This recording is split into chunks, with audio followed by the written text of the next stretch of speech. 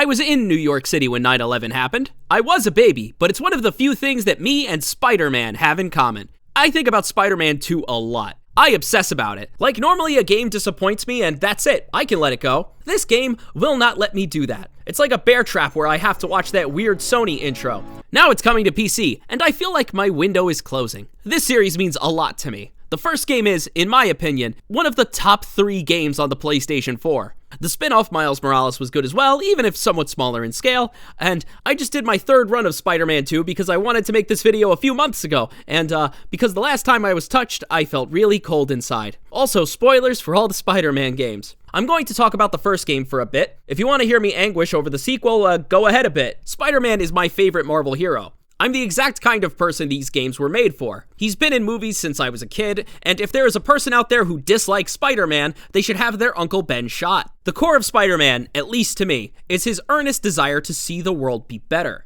And a big part of that was how he was made to feel as grounded and human as possible, setting him as not a god of Asgard or a survivor of the post-apocalypse, but a nerdy guy from New York City. He sees New York not as a problem to be solved, but the people in it. He sees the homeless in need, the veterans left behind, the pollutants in the air because he really needs to unlock the concussive blast. Yet he is also fantastic, swinging around like a gymnast and fighting villains that always felt much more powerful than he was, constantly being tossed out of buildings or whatever this could have felt like, creating this awesome blend as he would often find his superhero career clashing with his normal life as Peter Parker. Marvel Spider-Man is the product of Insomniac Games. They've been around for a long, long while. All the way back to Spyro the Dragon on the PS1, to Ratchet & Clank on the PS2, or that weird annoying Xbox game no one talks about. Spider-Man 1 is about a Peter Parker in the middle of his career. He's been a superhero since his teenage years,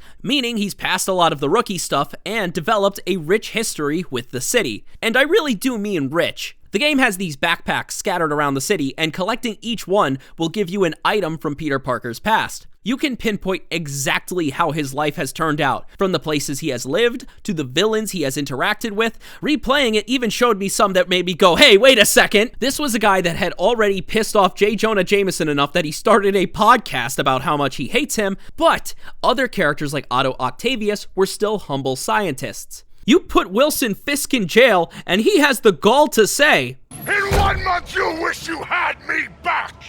And it's only matched by the fact that he had the gall to be correct! The plot was really great at tying together a ton of elements, especially in its side characters, people like Aunt May, Dr. Octavius, and Yuri Watanabe. All of them feel exactly where they're supposed to in this story, but especially in 2 characters, Mary Jane Watson and Miles Morales.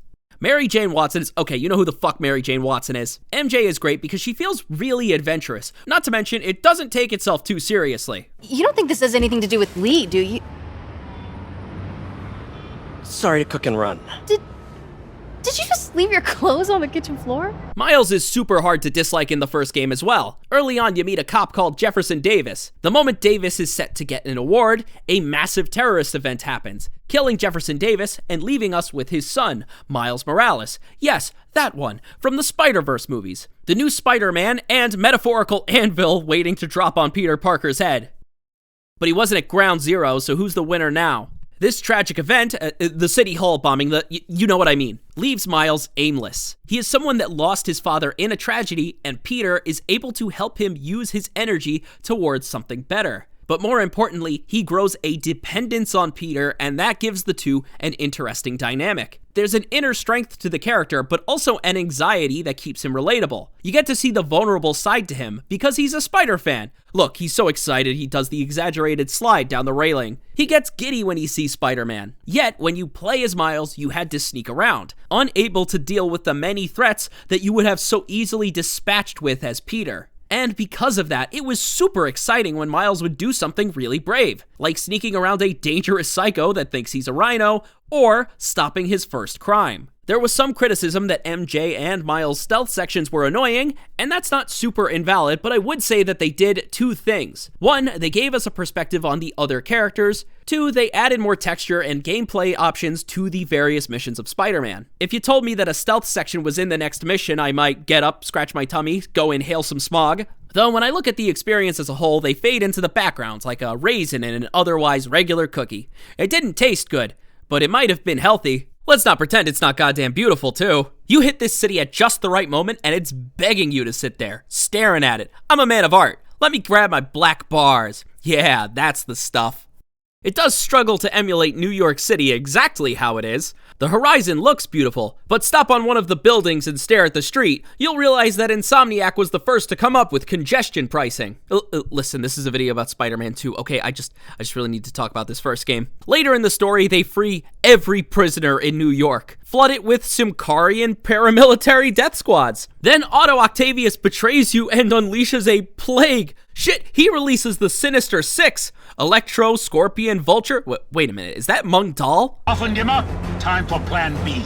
Culminating in a massive battle with Doc Ock, a fight that plays on everything you've experienced up to this point. As Peter's boss, you get to grow with Otto. The two of you are developing the very system he will use to wreak havoc. You watch them dream of using it to help the sick, see their breakthroughs, watch them really push this technology to its limits, which is why it was so heartbreaking to see him weaponize that dream to get revenge on his old colleague, Mayor Norman Osborn, forcing Peter to take him down as Octavius is holding a cure to the plague he unleashed, with Peter having to sacrifice his mother figure, Aunt May, in order to have enough surplus to cure the city. And just as you're reeling from that, we get this post-credits scene, a tank with Harry Osborn, the most unsubtle green glow on Norman Osborn, and a hint of what people would instantly recognize as Venom. And holy fuck, man, what a bar to set. Venom in Sam Raimi's Spider-Man left a giant impression on me. Venom is a symbiote that weaves into the host, making them stronger, but more violent and unstable. Effectively, we learned what happens when you give Peter Parker swag. And the thing I didn't say is that Miles got bit by a radioactive spider too, getting his own game, Spider-Man Miles Morales, and then they remade the games. Wait, what did you do to his face? MJ, you too.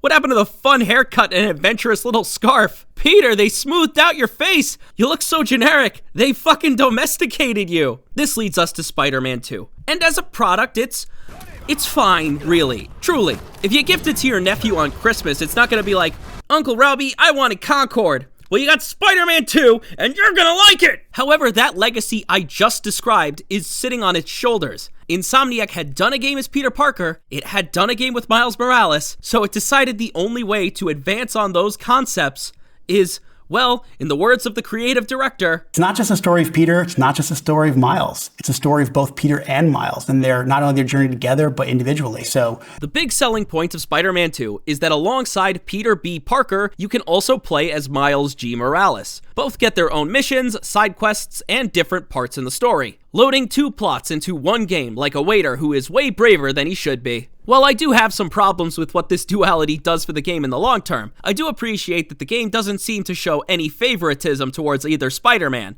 You have complete freedom to play as either character. See a base? Maybe you want to have Peter do it. Want to play the game in the Spider-Verse animation? They got you covered. Opening up when Peter Parker's best friend, Harry Osborn, returns from that stint in the medical pod, fusing him with Venom and curing his sickness, making him healthy again. He was featured in the last game as these science stations set up around New York, like a side quest with cancer, or as they call it now, Ubisoft games. You can tell the writers at Insomniac have planned him for a good while too. At the end of the last game, there's this section where you break into his father, Norman Osborn's apartment. And man, there is so much you can find here. From the way MJ talks about Harry's late mother, to the way Harry would prefer going to Peter's house instead of this giant penthouse, to the hospital bed he's had to live in. We even know the name of the deadly disease he has, Ashtaran syndrome. You can walk around the tank he's suspended in. Harry's right there. We just can't see him. What the hell is GR35? Oh god, I don't even want to know. Spider-Man is broken up into a 3-act structure. Sort of. We just decided that it did, and well, you can't stop me from saying it. The first act's focus is building the relationship between Peter and Harry. You go to the school they grew up in. You hear him rickroll the cops.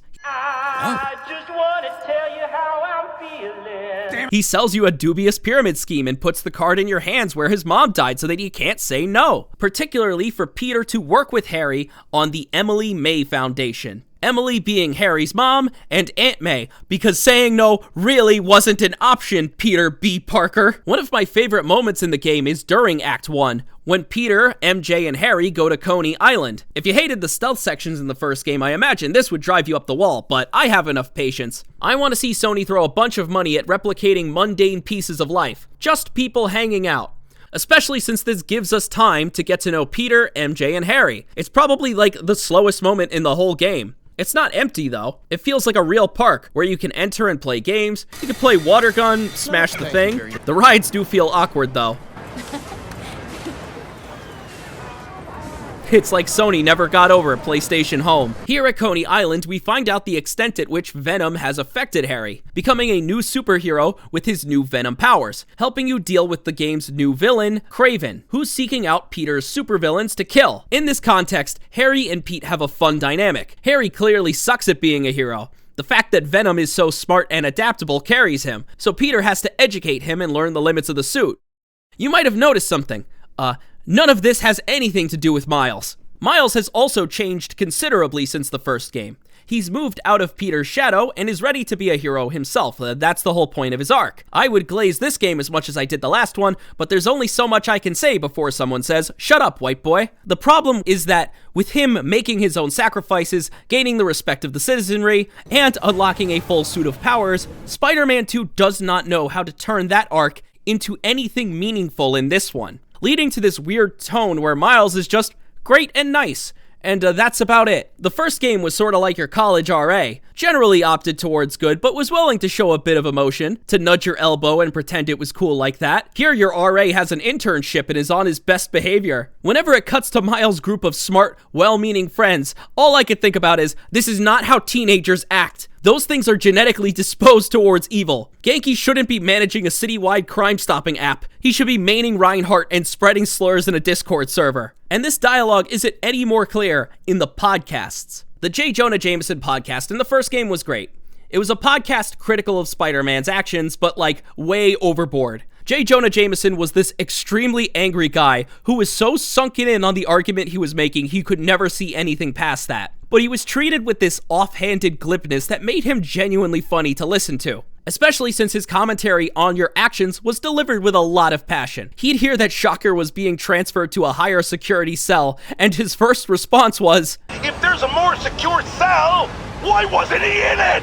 Which made it all the better when Jameson would end up having good takes. He hated Spider-Man, but his patriotic nature meant that he really liked Miles' father Jefferson. Spider-Man 2 brings Danica Hart in from Miles Morales, who is meant to be everything that J. Jonah Jameson isn't. She represents the common person of New York, she's always right, and she's not interesting. When I look at Miles' teenage friends and Danica, it speaks to some kind of paranoia that a character must be presenting all of the correct values at once if the audience is supposed to like them. Here's what Jameson sounds like.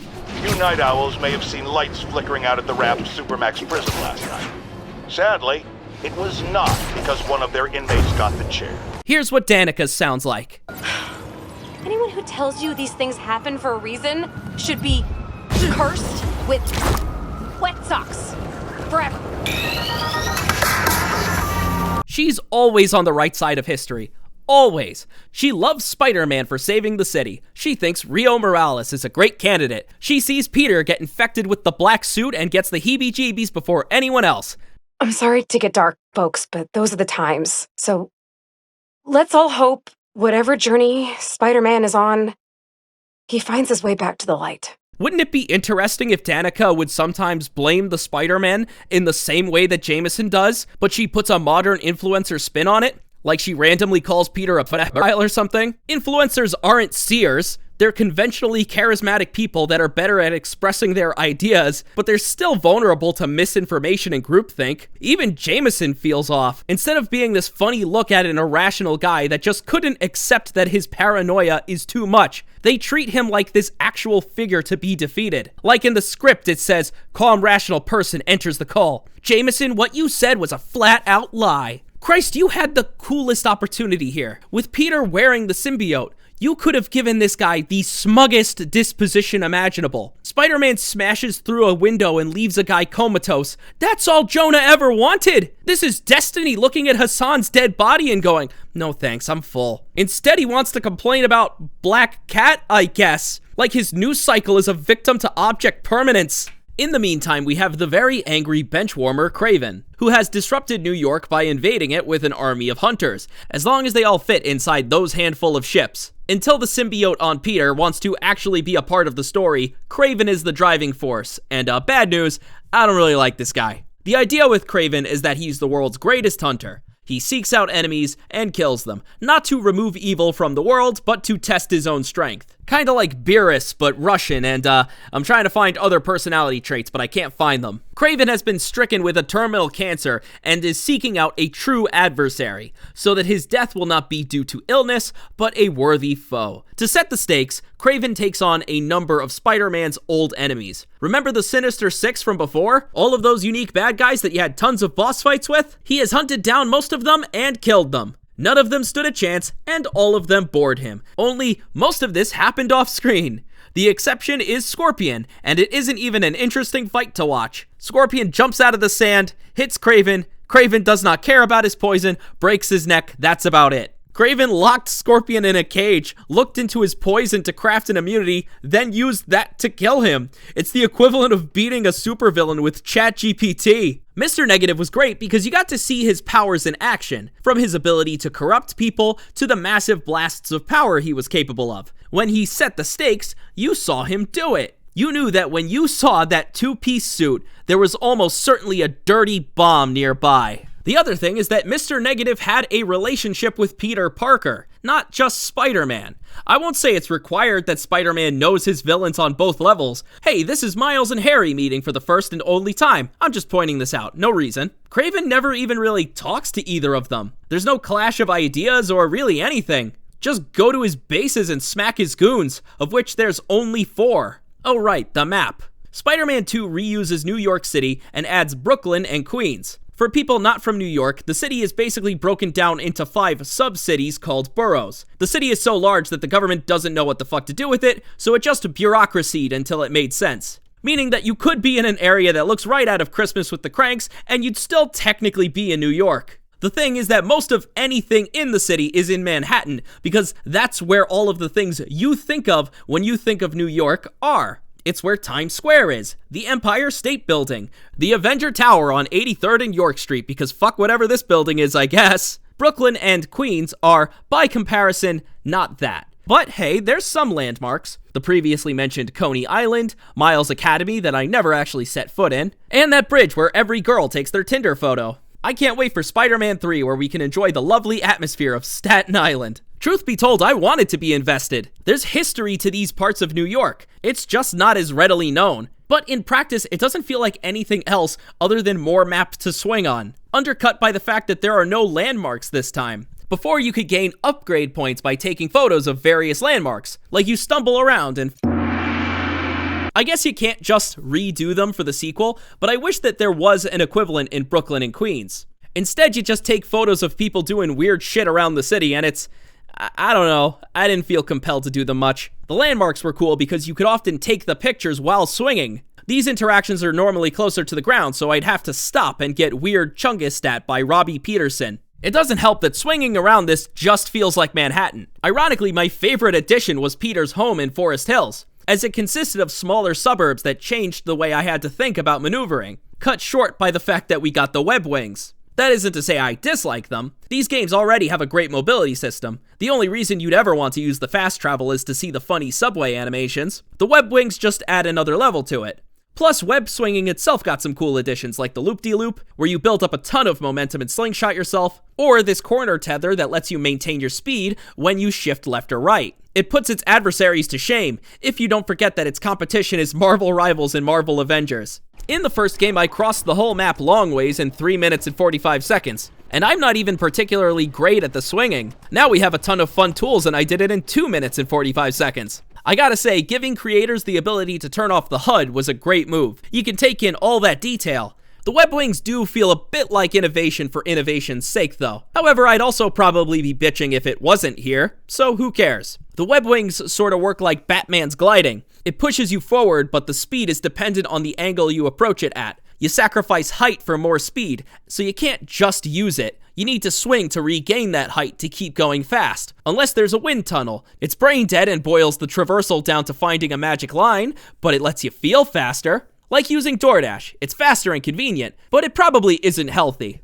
While we're discussing the open world, I want to talk about progression. Something Spider-Man 1 did incredibly well. Yeah, if I like Spider-Man so much, I might just marry it. Something Spider-Man 1 did was tie its cosmetics to its gameplay. In the game, there was a giant list of suits that come from all over Spider-Man lore. From weird comic book editions to the Sam Raimi films to the Stark suit. You could earn and gain these suits by doing side quests, allowing you to customize what your character looked like, but not only that, each suit came with a special power that was influenced by its origin, meaning that you had a large list of powers to choose from, and the game always had something new to tease you with as you ascended up higher and higher through its level up system. Sure, the best one was probably the one you got near the start that webs everyone and everything around you, but if you weren't a sopping bitch, there was a real playground to be explored here. You could deploy decoys of yourself, turn your momentum into damage, lower gravity allowing you to be more efficient in air combat or when traversing the city. I could go on. So I will. You could reflect bullets. You could create a field of Spider-Man 2 doesn't have any of that. It does still contain a miasma of skins, but they're just that. Skins. No power. Am I playing League of Legends again? I don't want skins for the sake of it. You spoiled me. And I sure as shit don't want to spend my precious resources on them. Which is a shame because I'd like to know more about where these skins come from. Especially Miles, who, at this point, has a history just as convoluted as Peter's. I recognize that there is a problem though. See, about halfway through the game, at the start of the second act, Peter is mortally wounded, and the symbiote, sensing that a superhero would be a stronger host than a dying guy that can't even win at water gun, merges with him instead. And I guess once that happens, it would lose a bit of its luster if Peter wore his I Heart New York hat. Well, actually you can do that, so I guess the L3 and R3 buttons were taken. Which leads us to the game's combat. Spider-Man 1 framed its entire combat around the environment. While Spider-Man could punch you like he placed money on the Chargers, it was faster for him to web enemies down. And there were so many ways to do this. You could shoot your webs when they're standing near a wall and they would attach to it. You could web them up, then launch them at a wall. You could web them in the air and slam them down. You could knock them down and then lock them right there. You could lay a trap that webbed them to the nearest wall, launch them off the nearest roof, and watch as an unseen spider trap pins them to a wall 5,000 feet above the ground, and lets them think about how much better it would have been to be knocked out on solid ground. Bolstered by Pete's wide arsenal of gadgets that played with the environment in a lot of ways. You could set those trip mines I talked about, you could turn an enemy into an electrical conduit, you could try to blast them off the roof. It creates a really fun flow where you are constantly looking at enemy positions and thinking about the opportunities you could exploit. I know it sounds like I'm about to start shitting on the new combat, but it's not bad, it's just different. Now, instead of acting on opportunities that you see, you make opportunities, with a higher emphasis on dealing damage. The way this was done was by taking 4 of your 8 gadgets and turning them into abilities. That might sound like the difference between pizza and New York pizza, but that's exactly what this is. Firstly, abilities have a long cooldown between uses, as opposed to being multiple charges that you could store. And you have large wind-up animations that stop them from being used in combination with each other. My biggest qualm is that way too many of the abilities just deal damage. I would have liked to have seen a broader variety in what these can do. Playing the two games closely together really shines a light on just how different this makes the combat. Personally, I prefer the first. To me, there's something more satisfying about the rapid, on-the-fly methods of taking down enemies. Which was helped because the game would throw a lot of enemies at you. Some of these bases could spawn an entire country's worth of low-income people. That isn't to say that the new combat doesn't have its benefits. Spider-Man 2 still lets you do the thing where you web enemies to walls. It's just not as big a part of the combat. In fact, the thing I missed the most when I replayed the first game was all of the basic moves added to Peter's repertoire. You can now yank enemies left and right, meaning you could web them up, then shove them into a wall, or just shovel them off a building. It never ceases to be satisfying. And you're vulnerable while you do it, so it's not a perfect solution. Abilities also have their bright spots. Since you have to wait so long to get an ability, you need to be very precise with it. You can't just shoot out a spider drone because why not? every attack has to be meaningful, helped by how much more difficult this game is.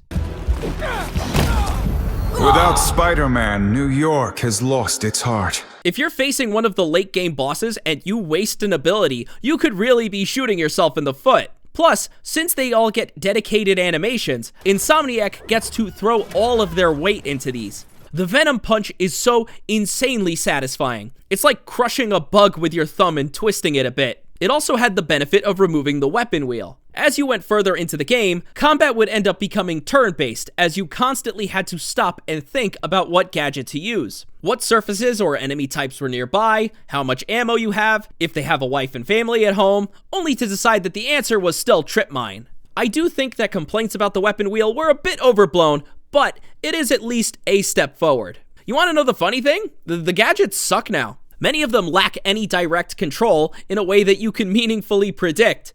The concussive blast is a centralized explosion instead of a wave in front of you, making it harder to corral enemies where you want them to go. The upshot brings them into the air, which I could do anyway, in multiple styles. And the ricochet web is unpredictable by its very nature, so ironically, the gadget combat is actually less meaningful with this sort of design. Whenever I got overwhelmed, I could just hold R1 and mash the buttons until I was out of any jam. The only one that was kind of fun to use was the web grabber, since it grabs throwable items into itself too, meaning that we essentially have a chaos button on tap. Wait, Peter, don't grab that plane! Stealth is now largely non-existent and not interesting. While you used to be able to weave these tools into stealth to prep for satisfying moments, all of your abilities now come with a large screaming slam that alerts the whole building. A big criticism of the first game was that you were just using the heads-up display to tell you who to take down. It was a valid one, but at least you were able to interact with the enemies in ways besides knocking them out. You could lay traps or take out 2 enemies quickly.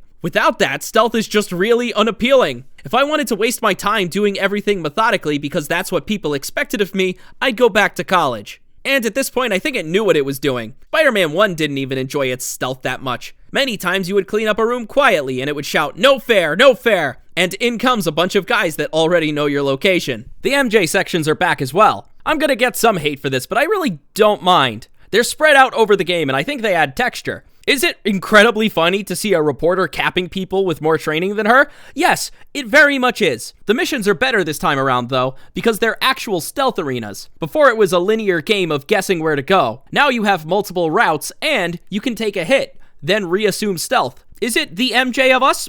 Yes. But I can't bring myself to get that upset for what they do. Hell, they probably improved the system as much as they could have without taking it out. Taking it out would have been fine too, but also probably unhealthy. The difference between Peter and Miles extends to their 4 abilities, their surge power, and Miles getting invisibility. Meaning that your punches are the same, your dodges are the same, your webs are the same, your gadgets are the same. Oh wait, I'm sorry, Miles has gamer HUD, so you know he's still hip. In essence, you wouldn't notice a difference between them unless you actively dug into it. And by God, the teachers in my high school said wouldn't amount to much, so I guess I'm about to prove them right. For 85% of the game, Miles is better than Pete in every way. Not calling it a bias, just how it is. You open the game and Miles' powers instantly kill the Sandmen enemies. Technically, the 2 of them have the same number of moves, but Miles' abilities inflict venom on enemies. Not that venom, another kind that's electric. It's made labeling my files a goddamn nightmare. Miles can purchase passives that benefit Venom directly. For example, you could spawn electric orbs that heal you, or overcharge an enemy, enabling a finisher for free. These are later in the skill tree, but they do affect every power he has, while Peter can only upgrade abilities directly. And if that wasn't enough, Miles still has his invisibility, which means that he actually can play the game stealthily. While all of the abilities alert the enemies, Miles can reassume stealth, so you can activate a massive ambush, then go back to the roof to try and pick more of them off. This isn't to say that Miles is the one I prefer playing though. Many of Peter's symbiote abilities are crunchier. The Venom Punch can act like a supercharged version of the Impact Web, nailing an enemy to the wall, which brings back a bit more of that environmental style takedown that I preferred from the first game, but on a 5-minute cooldown. Playing as Venom Spider-Man, well, feels like playing Spider-Man. The big thing about Venom is that, yeah, he corrupts your sanity and makes you want to destroy the world, but he also entices you with power. That by wearing him on you, the various problems you face can be easily broken down with brute force. Meaning there's a really cool way that the symbiote can function. since it can provide Peter a boost in cutscenes, but also in combat. What Venom means to Peter is awesome because it directly plays on the villains of Spider-Man. The thing that binds all of these villains together is obsession. Both Doc Ock and Martin Lee can't let go of their obsession over Norman Osborn. And just like that, Peter carries an obsession over characters like Aunt May. But the suit provides Peter with an easy answer. Its strength could stop villains faster. The problem is that none of this ever really gets time to breathe.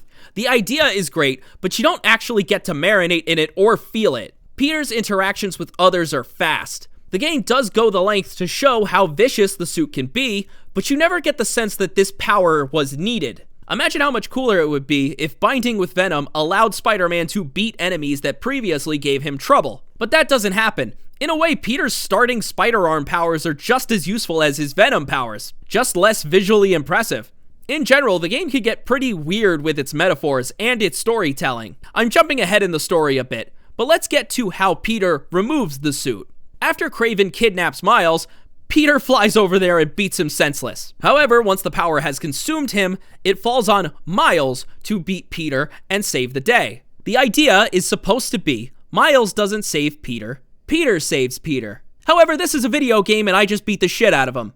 A quick time event where you mash square afterwards doesn't really help. This is supposed to be a triumphant moment where Peter decides that he is stronger than that suit. This is probably a good point to talk about the bosses in the game.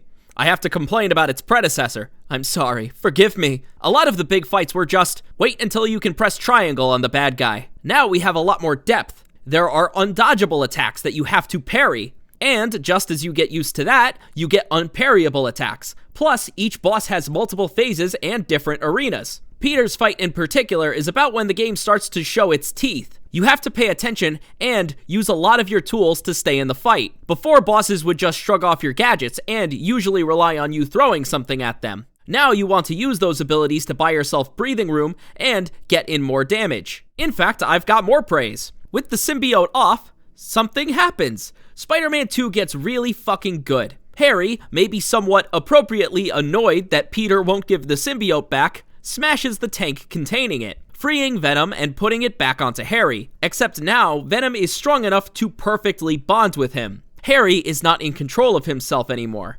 This is just Venom. The camera even does this thing like you're about to fight each other before Norman runs into frame. And I expected this to just end with Peter getting knocked out, but to the game's credit, you get to play as Venom. Smashing enemies into walls, you get an entire new moveset for him too, grabbing Oscorp security and cracking them into each other. All the while, Norman begs you over the intercom to just stop. This signifies the start of Act 3. It establishes just how powerful our real villain truly is, and it builds on the pure terror that Norman feels watching his son become this thing. Of all the characters in Spider-Man 2, Norman is one of the few that feels like he's got some juice in him. And this is like playing his worst nightmare, especially as you watch him get increasingly more desperate in his research to save his son. Plus, Insomniac remembered that they like to have cool lighting, bathing Venom in tons of different shining lights, and you go to Times Square and give me those black bars. You get to run right into the center and start smacking people left and right until Kraven shows up and I can finally get him out of my fucking story. Harry, now fully merged with the symbiote, is intent on converting all of the world into one giant hive mind, turning regular New Yorkers into monsters. After a few more missions, Venom coats the world in his tendrils. In the first game, the world was on fire in Act 3. Prisoners, demons, Sable soldiers, all of them shooting at you from the rooftops. Meaning that you felt a lot of pressure because your normal, casual swinging was constantly being interrupted by snipers. The Venom world actually does this so much better. Look at this emptiness. It's anti-vibes. You're so used to seeing the people on the ground, hearing the sounds, but look at this. However, it did do one thing. It finished what Insomniac started in the first game. It finally made New York completely walkable, dragging my cross-map time down to 2 minutes and 55 seconds. This event also depowers Peter, taking away your Venom powers, meaning that you have to go back to using his robot arms, which are fine in of themselves, but not when you face the new symbiote enemy types, which are far more ruthless, tanky, and aggressive. I need to reinstate how much I love this atmosphere, and I wonder how much of the game's budget went to this, especially because the person who signed off on it should have noticed the bit of text that said, "The game is almost over." You only really get to enjoy this symbiote New York for like a handful of missions. Venom becomes his own player, but Harry doesn't actually pull this world-warping effect until there are 2 or 3 missions left. And just like a real New Yorker, the Spider-Man can run to the suburbs. Brooklyn and Queens don't have the same tendrils all over the place. It's not long until Peter gets the symbiote back. Not Venom, but Anti-Venom, the antithesis to the game's main villain, and a massive surge of power. There is some really cool stuff about the Anti-Venom suit that I don't want to skip past. It's a massive upgrade, and when you get it, man. Remember how I said that Miles is better than Peter for 85% of the game? This is when Peter finally gets his moment, as Anti-Venom allows you to handle the symbiote enemies far more easily, each one of your powers inflicting a weakened state on them, allowing you to cut through their tankiness and start to thin their ranks. It's showing through gameplay the power that Peter has gained with this Anti-Venom suit. You become the only one who can possibly save New York from Venom. It's what I wish the original black suit did for him, but I guess later is better than never, except the problem is how Peter gets the suit. Peter gains this suit not through the power of his own will or making a sacrifice or anything he did really. He gets it because Miles is able to complete his character arc. Throughout the game, Miles' large hang-up relates to Martin Lee. When Kraven went after the Sinister Six, that included Lee, which might be a problem since he turned Jefferson Davis into dust, a truly deplorable act only morally balanced by putting Miles' mom back on the dating market. Obviously, Miles wouldn't like Lee after that. Miles is unable to focus on the world around him. This maybe could have meant something, but when Miles gets his own missions, it's normally about side stories. Chasing Black Cat, getting his uncle's old tech, figuring out what a weird hunter robot does, or trying to save the soul of New York jazz. So much of the game is about Peter, Harry, and the symbiote. There's no moment where Miles really gets to express the pain he's in. There's some vague dream sequences, but for something supposedly taking up half the story, Miles' dead dad deserves his own Coney Island. Okay, so here's the scene in the present. Peter gets reinfected by the symbiote. Martin Lee realizes that the only way to save him is to dive into Peter's psyche and find the source of his pain, which is, of course, the death of Aunt May. The two fight to Peter's core. Martin Lee then gives Peter all of his power, reversing the symbiote and making Peter Anti-Venom. Miles then saying, in a line I genuinely really like, "I won't forgive you. It's just not in me. But I can't carry this hate for you anymore, man. So let's set things right. You and me." It's a good moral. Not that you should forgive people because they inherently deserve to be forgiven, but because those feelings don't serve you. Signifying Miles' growth as every time he gets close to Lee, he gains new powers. These moments being so sparse that one of the times is in a Mysterium, so it technically didn't even happen. Also, I know you want me to talk about the Adidas suit. Everyone talks about the Adidas suit. Whatever I was going to say, you already heard. Did you notice something about that?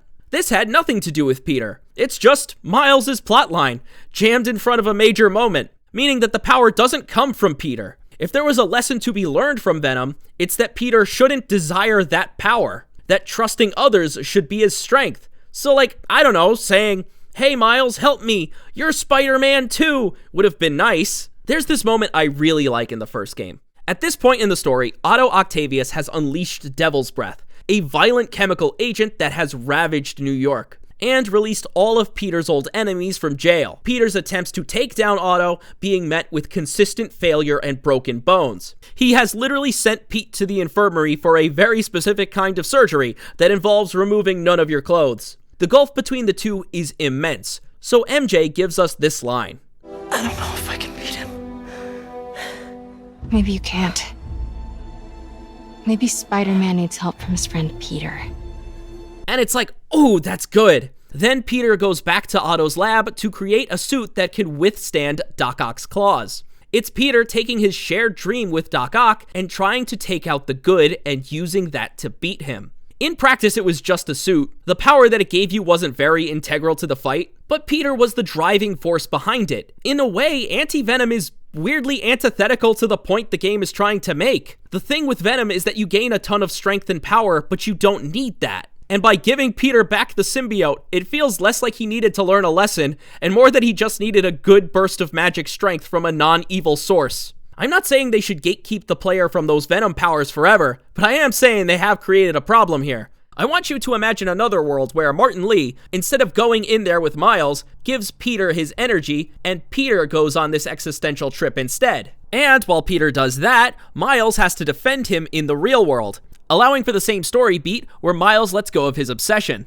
That way, it's on him to unlock this new power, and he could do it by resolving some of his hang-ups with Aunt May, even in a mature way where he just learns that that pain isn't going to go away. That she wouldn't want Peter to feel insecure or weak for failing to save her. It would parallel Harry because he's also led by the dream of his late mother. In the story, we actually have Martin Li surrendering and deciding to go to jail is nice. It wraps up both problems nicely, but what did it ask of Peter? But there's still hope.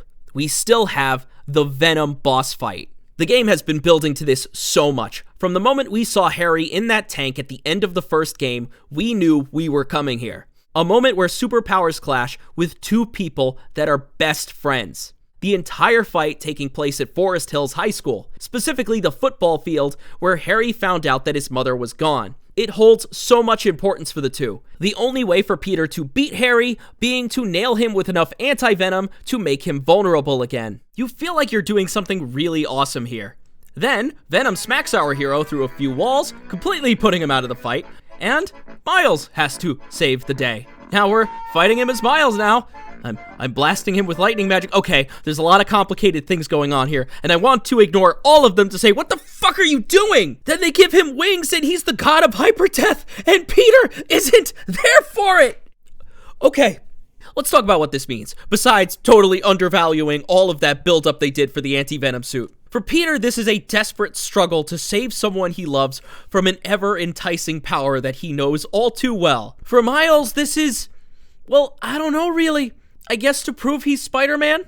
That thing he did when he defeated the Tinkerer and Peter? Maybe it's to show that guy who gave him a gentle smile and a handshake at Coney Island a piece of his goddamn mind. To be honest, I don't really love this fight as Peter either. It's very hard to imagine this as Harry and not Venom. The symbiote corrupts you from the inside. With Otto, the neurochip was making him more aggressive, but that hate for Norman was genuine. They even say as much. Otto's rage is driving him. The neural interface is exacerbating it, but his hate is genuine. The symbiote robs Harry of any agency because the actions they commit feel so out of line for him. It's implied that this is all a warped perspective on his desire to help people, though that feels like a stretch compared to he hates this man and just needs an excuse. It feels less like Harry is making these choices and more like Venom is just pregnant with him. What do you mean you won't draw that? Have you actually replayed the Doc Ock fight recently? It's not that good. You shoot a lot of webs at him and then get in his face. Sometimes you have to swing around the environment, but almost none of your other gadgets do anything to him, reducing a ton of the fight to tapping R1 and pressing triangle. Venom puts that to shame. He drags you around multiple areas, tons of phases. You have to parry this, dodge that, avoid these minions, manage that ultimate ability. And yet, I still vastly prefer the one that's just punching a bald guy on a rooftop. Because when I think about this fight, I think about how it is two people who don't know each other fighting in a place that one of them has never been in. But do you want to know what I do remember? The part where the soundtrack goes...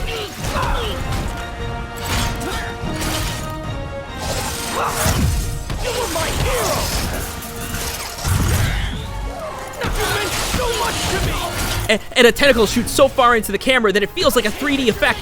And he knew? Otto knew that Pete was Spider-Man? And he did it anyway? And I am so disappointed.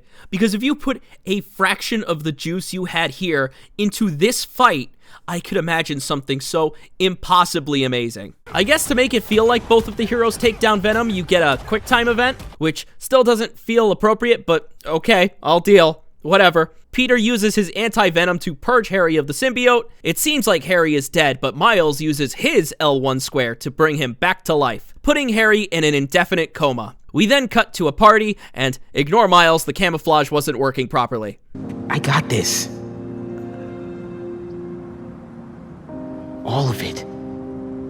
That's right, Miles is taken over, sorta, I think. They didn't clarify what that exactly means. We'll call it a slightly controversial move, and it's not something I'm against in principle, just not something I think is well done here, or even explained properly. Spider-Man 2 is about a few things. It's about what you would do for the people you love, responsibility, the greater good, but a big one is balance. The idea that Peter is taking on too much, and that eventually something is gonna give. The first thing that happens is that Peter gets fired from his job as a teacher because he has to stop New York from being turned into a crater. When he's dying from a stab wound, he thinks about how he should have spent more time doing other things. The solution is this. Miles is now the main Spider-Man. Is he just taking a day to handle the city all by himself? Or is it implying that the solution for Peter's constant suffering and overwork is that Miles should suffer instead? I don't know if he's going to be the protagonist of the next game or if it's just a title shift. If this was just Miles evolving from Pete's protege to his peer, that'd be fine. My main question is if it's not that, how are you going to make a story that works with Miles Morales as the main Spider-Man when the next villain of the game is heavily implied to be the Green Goblin, who again thinks of Miles as much as he does any other person from Harlem? I didn't see Miles saving him from a giant drop-off Oscorp tower. We even end on an implied return of Doc Ock. A lot of people theorizing that he's thinking of stealing Peter's body in the vein of Superior Spider-Man. There's even a big side quest that ends with Carnage, whose entire storyline was again based on him knowing Peter. The most Miles gets is a Silk teaser, of which we didn't even see her face. I don't even really like the ground they've started for Norman. The idea is that he has a lot of admiration for Peter Parker, but he hates the Spider-Men because his son got put into a coma fighting them. We get to see both the desperate father and the maniacal monster that would raze New York to the ground so that his son could have one more day. Even building on that irony because Peter knows the sacrifice Norman has to make. He probably understands Norman better than anyone. The first game even showed us his prototype mask and bombs. They've been planning this for a while. But from our perspective, the Spider-Man actually performed a miracle in saving Harry, so the main villain is going to be working off a misunderstanding. What's my gameplay reward for all this? I get to play as a cube. That's Spider-Man 2. It's a game about a lot of things, and it doesn't carry them all very well. It just sort of drops the ball on its story. It's a shame because I believe in Insomniac a lot. I even believe in the ideas the story is carrying. There's themes of grief, obsession, sacrifice. However, it seems to have spread its energy in all of the wrong places, and the end result doesn't make you feel much of anything. I hope that for the next game they do two things. They either cut one of these heroes or give them both the screen time and attention they need. And let the characters be a little grimy, and let Danica Hart call them out without being weird about it. And now that I've made this video, I think I know why I'm so obsessed with it. Spider-Man 2 isn't terrible, far from it. However, there was such a high bar set by that first adventure, and I really wanted to see Insomniac hit it again. I want to make a small point. I think you should replay the first game, regardless of the downgrades inherent to that. There are a lot of things you will miss. You will miss the corner tethering, the loop-de-loop, yanking enemies left and right, that kind of funny thing you can do with the Venom grab. And I'm not gonna lie, there will be a void there. I think you should do it anyway. You'll find out just how dense and awesome that game was. Spider-Man 1 deserves more credit for having as much heart as it does, and I want to make the argument that it's worth the downgrade in game mechanics. Replaying it feels like a Spider-Man story, even if you gotta play it with remake Golden Retriever Parker. That's my dumb moral. There's nothing else here. You can go home. You know what? No. New York, you don't deserve another 9/11 joke. We're just gonna end it there.